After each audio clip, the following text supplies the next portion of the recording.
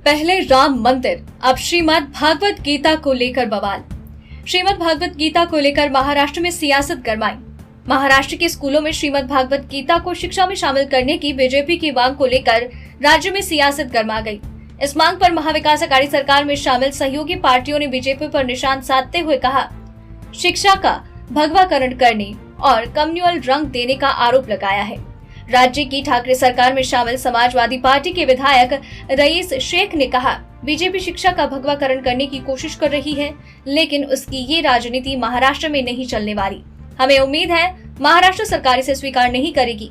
सरकार के दूसरे सहयोगी कांग्रेस के विधायक जिशान सिद्दीकी ने कहा, बीजेपी हर मुद्दे को कम्युनल रंग देना चाहती है, लेकिन उसकी ये कोशिश कामयाब नहीं होगी। दरअसल गुजरात की तर्ज पर महाराष्ट्र के सभी स्कूलों में श्रीमद् भागवत गीता को शिक्षा में शामिल करने और उसे पढ़ाए जाने की मांग मुंबई बीजेपी अध्यक्ष और विधायक मंगल प्रभात लोढ़ा ने विधानसभा में उठाते हुए कहा, श्रीमद् भागवत गीता जीवन का सार है, इसलिए राज्य सरकार को उसे भी शिक्षा में शामिल करना चाहिए। इसके अलावा उत्तर मुंबई भाजपा सांसद गोपाल शेट्टी ने भी संसद में महाराष्ट्र के सभी स्कूलों में भगवत गीता पढ़ाने को लेकर मांग उठाई थी। इसके बाद बीजेपी शासित राज्य गुजरात में स्कूलों में गीता को पढ़ाया जाने लगा। मुंबई में आने वाले दिनों में BMC चुनाव होने वाले हैं। इसको देखते हुए हर पार्टी अपने वोटर्स को रिझाने की कोशिश कर रही है। श्रीमद् भागवत गीता को शिक्षा में शामिल करने का मामला फिलहाल महाराष्ट्र के मुख्यमंत्री उद्धव ठाकरे के पाले में है, क्योंकि इस पर अंतिम फैसला उन्हें लेना है। नवभारत समाचार मुंबई महाराष्ट्र से मुरारी सिंह की रिपोर्ट। नंबर 317 गोपाल शेट्टी जी। अध्यक्ष जी बहुत बहुत धन्यवाद। मेरा प्रश्न श्रीमद् भागवत गीता के ऊपर है। मैं चाहूँगा कि कांग्रेस के सदस्य श्रीमद् भागवत गीता पढ़े ताकि अच्छा काम करने के लिए इनको ज्ञान प्राप्त हो। अध्यक्ष जी, मैं मंत्री महोदय ने जो उत्तर दिया है उससे आधा समाधानी हो और आधा समाधानी नहीं हो, क्योंकि मैं चाहता हूँ कि बच्चों को स्कूल में शैक्षणिक व्यवस्था में भागवत गीता पढ़ाई जाए। और इसलिए मंत्री महोदय से मैं ये पूछना चाहूँगा कि सभी राज्य सरकारों से बातचीत करके देश का जब हम अमृत महोत्सव मनाएंगे तब पूरे देश में सभी स्कूलों में भागवत गीता पढ़ाने की व्यवस्था करने के बारे में सरकार सोच रही है क्या, ये मैं जानना चाहता हूँ। अध्यक्ष जी, अभी माननीय सदस्य ने जो सवाल पूछा है तो अभी बहुत ही विस्तृत जवाब उनको हमने दिया, और अभी भी क्लास 6, क्लास 8, क्लास 7 में भागवत गीता के कुछ पाठ्यक्रम में है और भागवत गीता की पढ़ाई होती है।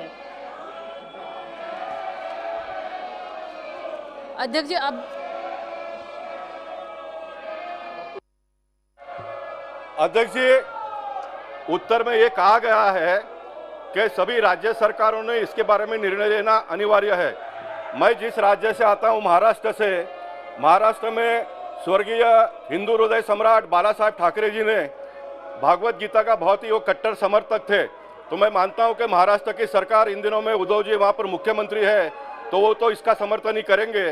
जैसे उद्धव जी समर्थन करेंगे वैसे लगभग सभी राज्यों के सरकार भी इसके बारे में समर्थन देंगे।